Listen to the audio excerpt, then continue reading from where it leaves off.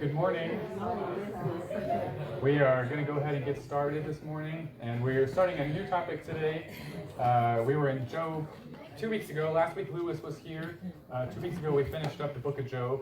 Today we're starting in Exodus chapters 1 and 2. So if you'd like to open this morning to Exodus chapters 1 and 2, we'll go ahead and hop into the text. And that's, if you were curious where this Bible class is going and how long we'll be in Exodus and such, there's the whole plan is laid out on paper that's in the foyer. And so feel free to pick one of those up, or if we run out, let me know and I'll print more. And you can see, I mean, some people like to know where we're going, and so you can see that. Or what we're going to study each week. If you want to look ahead, you can see that. But today we are in Exodus chapters 1 and 2. And the book of Exodus is it is, in some ways, one of the most interesting books in the Bible. I think I probably say that about every book of the Bible, so I apologize for that. But it is one of the most interesting books of the Bible because, it starts off and it's this great, exciting story. And some of the stories you're probably most familiar with, from childhood. If you were raised in any kind of Christian religious setting, then you heard these stories in Bible class, and they're often preached on. Moses and the Ten Commandments, the Red Sea, the plagues in Egypt, and all those sorts of things. And then you get to the second half of the book, and it's a lot of really detailed instructions about how to build the tabernacle, which of course was very relevant for them because they had to literally build it. But you think today we're not going to build a tabernacle, not literally. And so sometimes we get to the second half of Exodus and it starts to really slow down. And that's when people start there, like, I'm going to start in Genesis and go all the way to Revelation. And it's not so hard to get through Genesis, and it's not so hard to get through the first half of Exodus. But by the time you get to that in Leviticus, people start to kind of fizzle out, and because it's kind of dry. But I'd like to present this morning an idea of what Exodus is all about from beginning to end and why that's included for us to read today, at least part of the reason. And that is, the tabernacle. The tabernacle it goes into the Holy of Holies, right? It goes into what is the earthly representation of the throne room of God. And so that is God's presence. That's where God dwells on earth. Now, of course, we know God's bigger than that. He tells Solomon, I can't live in a house. But that's what it represents, where God dwells among his people. That he is not a God who is just far, far away in the sky. He's a God who's here, and he's a God who's with us. And so the book of Exodus is written very much in the style of a quest. You think like the Lord of the Rings, when they go to a faraway place and then come back home, or any kind of story like that. You have a job to do, and you're going to go very far away, and then you're going to come back home after you do your job with treasure or something acquired. But what the book of Exodus is on a quest for is holiness. Because holiness is what is required to be in God's presence. And so all that detail at the end of the book is really, there's principles within those that then apply to us, not on how to build a tabernacle, but what it takes to be holy. And so the first half of the book is really more the quest part, as we are really, notice Exodus chapter 2 and verse 15. Here's one of our first little clues. Exodus 2:15, it says, when Pharaoh heard of this matter, he sought to kill Moses. This is, of course, after Moses has slain one of the guards who was abusing one of his people.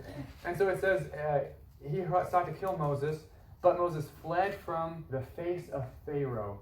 Now, the face of is, in other words, it's royal language. It's language primarily used for a king. It is Pharaoh's presence, to be in the court in the presence of the king. And so that's a very important idea. As he is fleeing from the presence of one king, Pharaoh, he then begins the process, especially, starting in chapter 2, increasing in chapter 3, all the way to the end of the book, of fleeing the presence of an earthly king to pursue the presence, to be holy, and therefore in the presence of the divine king. And so that's a very brief sort of big picture look at what the book of Exodus is about. But today we're going to be looking just at chapters 1 and 2. And so we begin really our first sort of quest, if you will. And it is a quest to acquire the fear of God. And that's a requirement of holiness to be able to be in the presence of God, is to have a proper and appropriate fear of God. And so we're going to dive in. But I want you to notice as we go through here that this is really the tension of the text. This is really what the text is asking. Will Moses, from baby to the end of chapter 2, will he choose Egypt as his home or God as his home? You think presence, home, dwelling place. Will he choose Egypt? And of course, we know the answer. But that's the question the text is asking in these 2 chapters. Will he choose Pharaoh and Egypt as his home, or will he choose God? And so starting in chapter 1 and verses 1 through 7, notice how it's going to begin contrasting God and Pharaoh. Starts off and it starts with telling us some things about God, and it does it indirectly. It says these are the names of the children, and through verse 4 it gives us the name of Jacob's children, Israel's children, the 12 tribes of Israel they would become. Verse 5 it talks about how all those were descendants of Jacob were 70 persons, where Joseph was already in Egypt. And then verse 6 it gives us the first problem. Joseph dies, all his brothers dies, that particular generation dies. But notice that even as the children who God gave promise to, even as they die, and that's how Genesis ends, God still continues to bless them. Verse 7, the children of Israel were fruitful, and they increased abundantly, they multiplied, they grew exceedingly and mighty. Notice how, as Moses writes this down, he is like overemphasizing, right? That's a lot of description, isn't it? To describe, various nuances of one main aspect. The land was filled with them. How much has God blessed them? I mean, it's just so much that Moses can't stop effusing just with every description he can think of how God has so greatly blessed these people. Abraham is dead. Jacob is dead. The 12 sons of Jacob are dead. And God's people are still being blessed. And what's more, you see God's care because he keeps his promises. Remember Genesis chapter 12 and verses 1 through 3. In Genesis 12, 1 through 3, God promised Abraham that he would be a mighty nation. That's a lot of people, that as numerous as the stars in the sky or the sand on the seashore. That he would be have a great land. That's still coming, until you get to the book of Joshua, you don't see that really fulfilled. And then he would bless all the families on earth, and you don't really get to see that till Jesus. But the first promise, that he would be a great nation, it would be many, many people, here in Exodus chapter 1 and verse 7, we see God has fulfilled that. He keeps his promises. He cares about people even after the original Abraham, even after Abraham dies, and he keeps his promise to them in abundance. And that's who God is. Now, as we get into verses 8 through 14, it's going to contrast God with Pharaoh. He says in verse 8, there arose a new king over Egypt who did not know Joseph. And he said to his people, look, the people of the children of Israel are more and mightier than we. There's more descriptions of how great they are. Come, let us deal shrewdly with them, lest they multiply. And it happened in the event of war that they also join our enemies and fight against us, and so go up out of the land. And therefore they set taskmasters over them to afflict them with their burdens. They built for Pharaoh supply cities, Pithom and Ramses. But the more that they afflicted them, notice God's care extends to his people even when God is being opposed by somebody. The more that they afflicted them, the more they multiplied and grew, and they were in dread of the children of Israel. So the Egyptians made the children of Israel serve with rigor, and they made their lives bitter with hard bondage, in mortar and brick, and in all manner of service in the field. All their service in which they made them serve was with rigor. So it describes God's abundant blessings for them, but then to contrast that, notice how it describes how every aspect of their life was miserable as far as what Pharaoh had done to them. Pharaoh is a person who reacts with jealousy. They're more numerous than they are. He's jealous of that. He's a person who reacts with shrewdness, it says, and fear. He's afraid of them, and so he's punishing them. And he's a person who reacts with harshness. And so just as you get started and you're thinking to yourself, which one of these would I choose? Right? You have the caring God who keeps his promises and blesses in abundance, or the cruel Pharaoh. Right? From the beginning, it seems like a rather obvious choice. And even Pharaoh, as he is punishing them to try to diminish them, it says, in spite of that, they grow all the more. And so God is winning, even when Pharaoh is trying so hard to keep him from winning. The question is, which one would you choose, and which one is Moses going to choose? Any thoughts or comments on this first contrast between Pharaoh and God? Yes? I was just thinking here, this is a lesson for us because it would be so easy for them to just say, well, it'd be easier for us to just follow Pharaoh and maybe he'll lighten our load. Yes. And then you see the same thing happening in the New Testament in the early church when, they were persecuted so hard, and what happened to the church? Right. Yes. So you see it in both periods of time. I like that. That's a really good parallel. That's just how God works. As just like they were persecuted, really, he was trying to get rid of them in essence, or diminish them greatly, and they grew. Melanie was saying that the church in the first century, the more that they were persecuted, Saul of Tarsus approves of Stephen's death, and so they're expelled from Jerusalem. The only Christians who stayed in Jerusalem are the 12 apostles. All the other Christians leave, and that feels like a victory for the other side. But God uses that then to spread the gospel, and they increase in number. I mean, that's just what God does. The more that other people try to bring us down, the more that God causes us to grow. And so you see this sort of consistency in God's character throughout the Bible, that there's a reason why people choose God, and it's a good reason. Thank you, Melania. Anything else? Okay.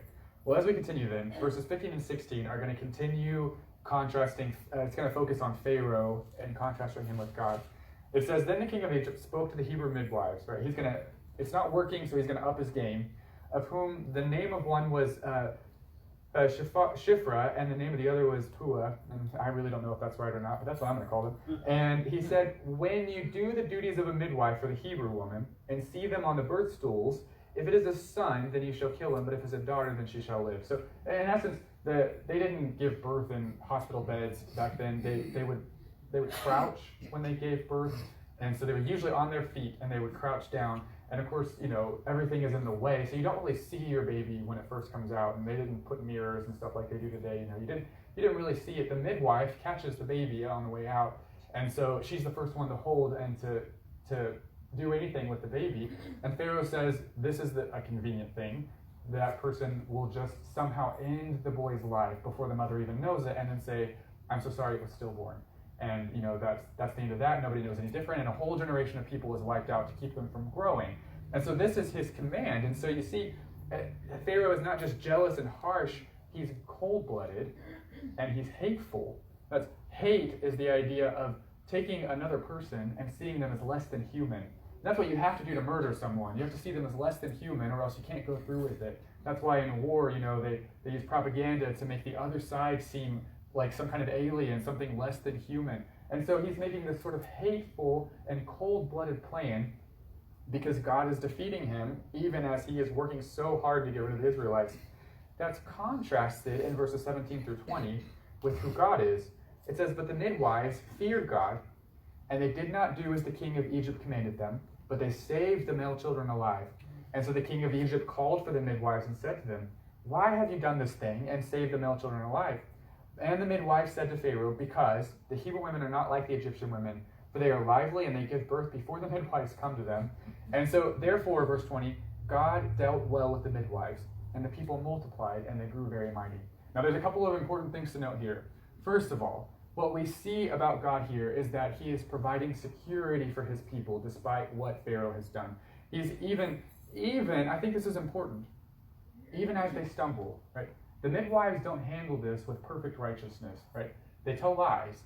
They're bold to disobey Pharaoh, and that was the right thing to do. We obey the government, 1 Peter says, Romans 13 says, unless they ask us to disobey God, to do something evil. And then you come around to Acts 4 and 5, and we can't help but do what God says. You decide for yourself if you think that's right or not. And so Pharaoh's asked them to do something sinful, to murder innocent children, and we will not go down that road this morning. But he's asked them to do something sinful, and they refuse. That's the right thing for them to do. They're not quite bold enough to be honest with him about it, but notice God is very patient anyway. God is very merciful anyway, and he blesses them despite their stumbles. It's very much a 1 John 9 kind of attitude of, sometimes as we're trying to walk in the light and do the right thing, we struggle to do the right thing, but God doesn't just get rid of us the moment that we've made a mistake. He cleanses us anyway. We keep walking in the light, and he allows us to stay there despite our struggles. in a moment of great stress and difficulty, when they see their lives on the line, they say a lie, and God blesses them despite that struggle. Any thoughts or comments about that before we go any further? I probably knew all those midwives they had families. Sure, yeah. And they were protecting their own families also. Yes. Because I don't know what Pharaoh would have done if he thought they were disobeying. Oh, yeah. Kill the whole family. He may have. And that's sort of, I think God was going to bless them for doing the right thing. And even if they had been honest with Pharaoh, I think that God has the power to have blessed them and protected them anyway. God does what God is going to do, but he can do it even when we're not perfect. I think is kind of the idea. It could have gone maybe even better. Maybe there would have been even better results if they had done it right. And you also have to consider, at this point in history, the law of Moses has not been recorded, and we don't really know as far as how much had God communicated about righteousness yet.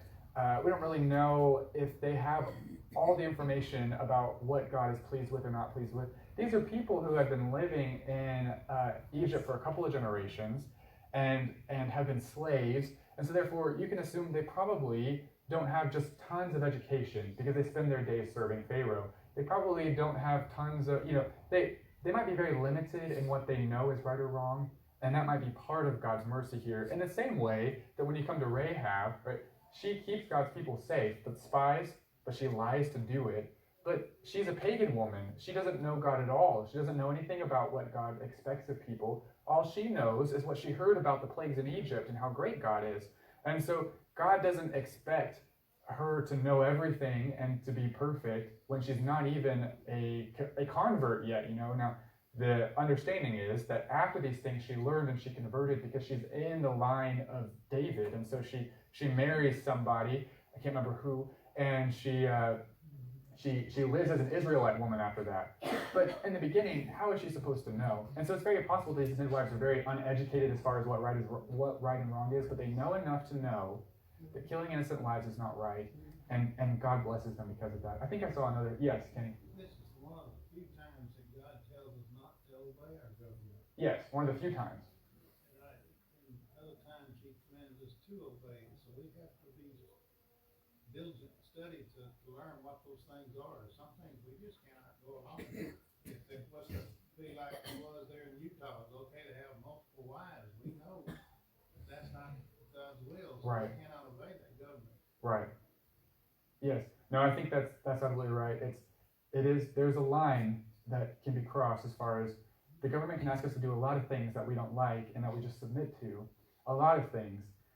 Jesus says, as a son of God's people, I shouldn't have to pay this tax, but I'm going to do it anyway because it's what my government requires of me. And so he just paid it.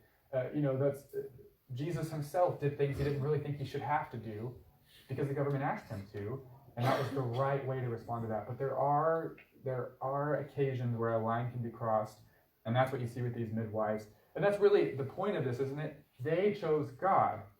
They did not choose Pharaoh. That's the whole question through the text. What will God's people, what will Moses, what will we do when it comes down to authority? Trusting God or trusting the authority or fearing the authority of man and what they can do to you. Isn't Jesus the one who says, do not fear him who can kill the body, fear him who can kill the body and destroy the body and the soul? You have a choice to make sometimes, not always, but sometimes you have to choose between the authority of man and the authority of God, and the midwives choose the authority of God, and it works out well for them. Yes, ma'am. Well, what does it mean here that it says, and it came to pass because the midwives feared God that he made them help? Yeah, that essentially the idea of they have their households are blessed. They can have children. They're not barren. Maybe they got married after this. They have children, and their households have what they need as far as that they have a place to live. They have security is really the idea. And so Pharaoh is not going to give them that security, especially for what they did. God gives them security even though they're not perfect. He is able to forgive them of that and give them security because of what they did. Because they ultimately, even though they weren't perfect, they were still choosing him over Pharaoh. Yes? If you look at the next verse, Pharaoh's about to command them to throw all the sons into the river. Yes. And so this could be part of that too. Mm-hmm. That we only know about Moses being saved from this law, Yes. but God could have saved a whole bunch of babies from Right. this, and maybe he saved the midwife's babies from Maybe. this also, Exactly. or gave them only daughters during this time, Yes. so that they were able to have a family, even though Pharaoh was trying to Get rid of their families. them Yeah. from having a family. She was saying that verse 22 talks about how Pharaoh's fixing to command them to get rid of their sons in the river, and that, in some way, perhaps, what the household means is that God either gave them only daughters or somehow saved their sons. We know Moses was saved, but it doesn't mean he was the only boy that was saved. And so, there could have been others. And so in some way or another, he perhaps preserved their children and kept their household intact because of what they did, despite Pharaoh's commands. Yes? In Old Testament, the term house wasn't a building, it was your lineage. Yes, yes. So it just continued their lineage. That really is a good point. When it talks about household, it primarily means your descendants, because that's what they cared about more than anything, was a son primarily, but children to carry on the name and the glory of the household. And so I think it really is a direct kind of idea of somehow they have children that survive all of this. Pharaoh says, kill everyone. Somehow they have children that survive. And it's because they chose God over the other. And that's, when you look at verses 21 and 22, this is sort of a summary comparison. The whole chapter has been comparing Pharaoh and God. The 21 and 22 is sort of a summary comparison. Because the midwives feared God, and the idea is, and not Pharaoh, he provided households, and Pharaoh commanded all his people, saying, every son who is born you shall cast in the river, and every daughter you shall save alive. God keeps children and households secure and safe when you fear him. And Pharaoh gets rid of them. Pharaoh gets jealous and angry and hateful and gets rid of them. And so the question comes down, chapter 1, who would you choose? And especially if you imagine you're an Israelite wandering in the wilderness, and Moses is reading this out to you after he wrote it down. You come from Egypt, right? And now you're wandering for 40 years in the wilderness, and they still are struggling with desires to go back to Egypt. And so basically, he's reminding them what it was really like there. You know how you look at the past with rose-colored glasses and only remember the best parts, and you think, if only things could be how they used to be. But then when you really think about it, you're like, oh yeah, there was this and that, and it really wasn't as good as I thought it was. And in some cases, and that's what they're doing. They're like, remember the watermelon and the cucumbers? Remember all the food that we had and how good it was? And here we just have this manna that practically miraculously appears every day. How boring is that? And they don't appreciate what they have because they're seeing the past through rose-colored glasses and saying Pharaoh took way better care of us than God did. Let's reject God and go back to Egypt. And Moses is saying, do you really remember who Pharaoh was? Do you remember really what it was like there? Compare the two. Who are you going to choose? That's really what he's getting down to here. So as we think about this today, what are maybe some examples that we could think of where, and we've kind of discussed it some with government, but maybe even beyond government, what are some examples that we could think of where we sometimes have to really choose between the authority of man and the authority of God in our own lives? That's challenging for us sometimes. Your job. I think that really can be. Your boss wants you to maybe to be dishonest with someone about something, to fudge some numbers, or to lie about something, or he wants you to do something dishonest or something unethical, something sinful, and you'll probably get fired if you don't do it. And at the end of the day, it's who do you trust more? Who do you fear more? God or your boss? What's more valuable to you, the spiritual and the eternal, or the temporary and the physical? And that's really a very parallel situation, I think, to what's happening here. Ms. Faye, did you have your hand up? So in this day and age, it's even more dangerous for your jobs because you can be fired because you're not woke and acknowledge Sure. things that the company is trying to set out as a platform. A platform. And as an agenda for the whole company. And if you don't go on with your job, teachers have been fired. What you teach in school, yeah. Yeah, that's true. Sometimes today it really comes down to not will you do something dishonest, but will you just stand for, will you just approve of on your social media or share or things like that, something that's not true, or something that contradicts what the Bible teaches. And sometimes your job depends on that today, and you still come down to that same question, the authority of man or God. Yes? A lot of Christians don't like the idea of having to pay the taxes paid for abortion. Yes. That gets to be a sticky it does get to be a sticky thing, and that's Jesus knew when he said pay your taxes, whose image was on the coin, that they were going to take the temple tax, which should go to the temple, and use it for unbiblical things. And he says pay taxes anyway, and that you're not responsible for what the government does with your money. You're responsible for whether or not you have submitted to your government or not. And so, but that is a difficult thing sometimes. And really, that's really the same thing in a different vein. It's more, who do I fear more, God or my own opinions about what should happen? And if I'm refusing to pay my taxes because I don't like what they do with it, I'm really more concerned with what I think than what God thinks. Miss Faye. The only thing we can do sometimes is just vote. I mean, I'm Yes. not trying to make this political, but Right. if you believe certain things and your government is headed in the opposite direction, you have to try to do something, and sometimes that's all we can do. Yeah. Yeah. Put somebody in office that has We're better standards. We're fortunate to live in a society that allows that legally. The apostles didn't. There was really nothing they could do. Thankfully, we have that, and as long as we have that, it's perfectly scriptural to use that avenue, and then still submit whatever, regardless of the results. Yeah. So, yes. Going back to the idea of midwives and taxes and all this stuff, the midwives didn't reject Pharaoh's authority completely just because he asked them Right. to do something that was wrong. They just rejected that piece That of it. piece. But when he summoned them, they still came. Yeah. And I think that's something that we kind of fall into is like when your government gets corrupt, the temptation is just to kind of toss Overthrow the them. whole government Mm-hmm. and all of the laws because there's some laws that you can't follow. Yes. Well, now we don't have to follow any of it. Right. And I think it's really important to see all of our examples in scripture that civil disobedience is very specific. Yes. And it was only limited to the areas where it was in I think conflict. that's a really good point. She was talking about how the midwives, just because Pharaoh asked them to do something evil and they refused to do that one thing, doesn't mean that they disobey Pharaoh in any other way. And that if we come to a place ever in our lives where we have to have civil disobedience as Christians, which is basically, I refuse to do X, or I will continue to do X, regardless of what the government says, doesn't mean that we don't submit to them in every other way. We still submit to the government in every way that we can, and that's the apostles still submitted to the government, except that they continue to preach Jesus. That's the only way they disobeyed. And I think that's a really good point. You see, she was saying sometimes you see people who want to, they asked us they asked us not to sing in worship during COVID, I think that was California maybe, and now it's, well, let's overthrow the government completely. That's not a Christian response. That's an angry response. It's right to keep on singing because we're commanded to do that by God.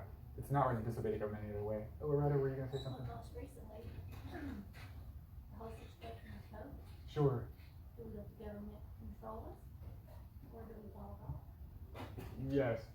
Yeah, if there was a scenario in COVID where they were asking us to disobey God, then absolutely, like with the singing, then absolutely, just in that one way, we would not follow the government. But we have to be very careful to make sure that that's what's happening and that we're not just letting our opinions make us feel like we're disobeying God over some issues. One quick other example, we could talk about the relationship of husbands and wives. And this is another area where, let's say there's a husband who's not a Christian and a wife who is, like 1 Peter 3, and he gets really upset because he has something planned for Sunday, and he's requiring you to come to it. Well, wives are insubmission to their husbands, but when it comes to these kinds of things, it's the same thing as anything else. Who do you fear more, the authority of man or the authority of God? Are you going to be at his event, or are you going to be at worship? This is the same kind of thing. Real quick, let's look at chapter 2 before we run out of time. So chapter 1 is, we fear him who cares more than him who hates. Chapter 2 is the idea of, we fear him who lives more than him who dies. And that's the contrast that's built here. If you picked Pharaoh in chapter 1, if for some reason you're reading chapter 1 and you're an Israelite or whatever, and you think, I would follow Pharaoh over God. If you picked Pharaoh in chapter 1, chapter 2 shows you why that's a mistake. Notice in verses 1 through 4, it describes what Numbers 26:59 says. Her name is Jochebed, that's Moses' mother. A man of the house of Levi went and took as a wife a daughter of Levi. And the woman conceived and bore a son, and she saw that he was beautiful. And we can talk at another time what that means. It's really interesting. And she hid him 3 months, but when she could no longer hide him, she takes this ark and she makes it this basket, basically, and asks his older sister Miriam to stand on the side of the river to see what happens to him, make sure that he doesn't get eaten by a crocodile or something, you know. And so right off the bat, Jochebed, when it comes to right and wrong, chooses God and not Pharaoh. And so she's another positive example. We continue in verses 5 through 10, and it describes there the daughter of Pharaoh herself. And notice this is interesting. When she sees the baby, when she hears the baby crying, it says in verse 6 that she opened the basket, she saw the child, and that the baby was weeping, and says she had compassion on him. And notice, this is one of the Hebrews' children. She knows that she's disobeying Pharaoh. She knows that what Pharaoh is doing is wrong, at least on a specific level for this baby. And she knew it. And then, notice how God works it out. She talks to Miriam. Miriam comes forward and says, do you want me to find someone to take care of this baby for you? And I think probably Pharaoh's daughter knew exactly what was happening. She's like, yeah, that sounds good. And so she goes and now Jochebed gets paid to raise her own son. I mean, this is how God works it out. And it's like, as Moses is describing this, I imagine the Israelites, it's like, how do you pick Pharaoh when God works it out so that Jochebed gets paid by Pharaoh to raise her own son and not die? Right? That's God gives life. God protects people. Pharaoh is not like that. As we continue then in verses 11 through 15, all of this kind of culminates in Moses rejecting Pharaoh himself. And the question is, who will Moses choose? This is when we first see Moses rejecting Pharaoh himself. And we know that some, because of what Hebrews 11, 24 to 26 says. In Hebrews 11, 24 to 26, it describes Moses' faithfulness. That's the chapter, by faith, such and such, such and such. By faith, Moses, and it tells us that he chose the people of God over Pharaoh and the pleasures of sin. And so this is a moment when Moses, who is raised in Pharaoh's house, and probably, there's no way to know for sure how long he lived with Jochebed as a child. Some people say for the first 6 years, some people say for the first 10 years, just depending. But probably for a number of years, he was raised in her house, and therefore he learned who God was. He learned the culture and the traditions and the life that a Hebrew lives. And so he had that. Then he goes into Pharaoh's house and is treated as an Egyptian, and therefore learns Egyptian culture. And there's a lot of fancy stories out there about the things that Moses accomplished.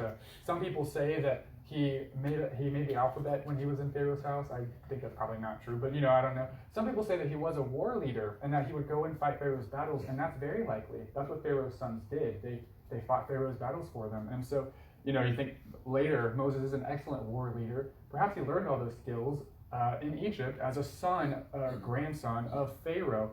And so, but he lives that whole life, and he could have just stayed there and just kept on living in comfort and ease and the passing pleasures of sin.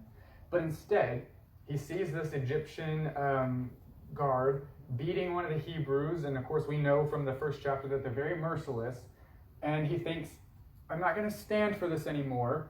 I'm, Pharaoh's grandson. I'm a leader. I'm going to lead my people out of this problem. And so his first act is to kill him.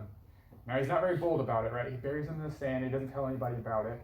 But he does, he knows that some people know, the Hebrews know, because the Hebrew who was being beaten would have seen it, right? That would have ended the beating. So he expects that the Egyptians don't know, and the Hebrews do know, and that they're going to submit to him.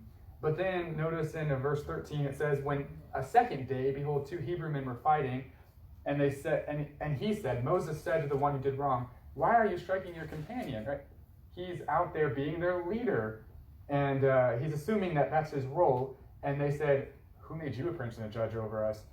And suddenly he can see that they're not just going to follow him. And so he's got the right idea. This is what he ultimately does, isn't it? But he's too soon. He's going to jump ahead of God. But the point is that he still is choosing God and not Pharaoh. And, he flees, verse 14, from Pharaoh's face, and we kind of talked about that a little bit. And notice it says in verse 14, Moses feared. And that comes up over and over again. Remember chapter 1, the midwives feared God. Moses fears the consequences of his action. Fear is, for the first 4 chapters, a very heavy theme as we're deciding who do we fear more, God or man. And then verse 15, he runs away from him. And so we have Jochebed chooses God. We have Pharaoh's own daughter, in a sense, and maybe more than in a sense, chooses God. We have Moses rejecting Pharaoh and choosing God. And then in verses 16 down to the middle of verse 22, we have that God, as a contrast to Pharaoh, is going to continue to give life. He gave Jochebed life. He gave Moses life from the river. He keeps Moses alive despite what he did and despite the fact that Pharaoh wants to kill him. And now he gives Moses his own household, a wife and a son, and a life in a different place, but a life all the same.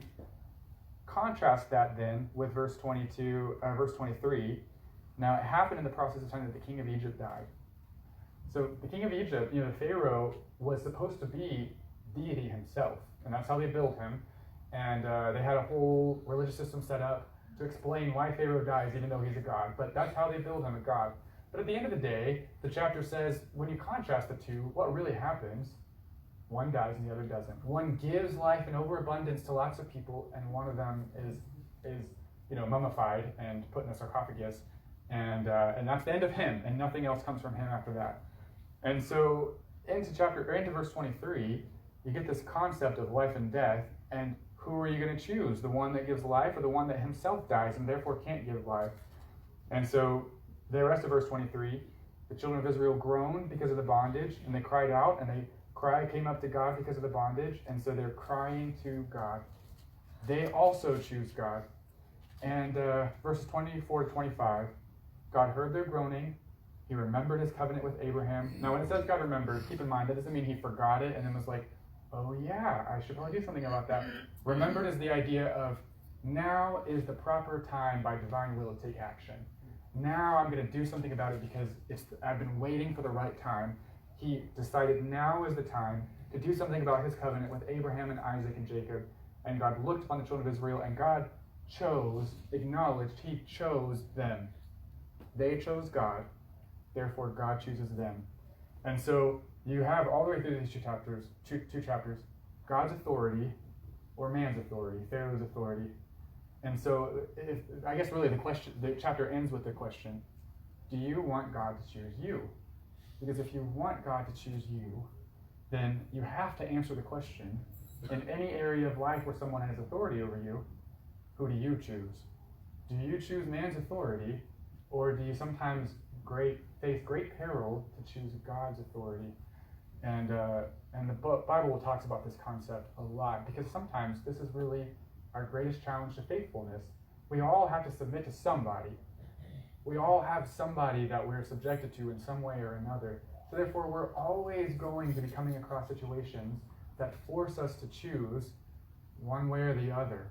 And so it's so important that we have decided in our heart to sanctify the Lord God and make him the one that we choose before we get to those situations, so that we know what we're going to do.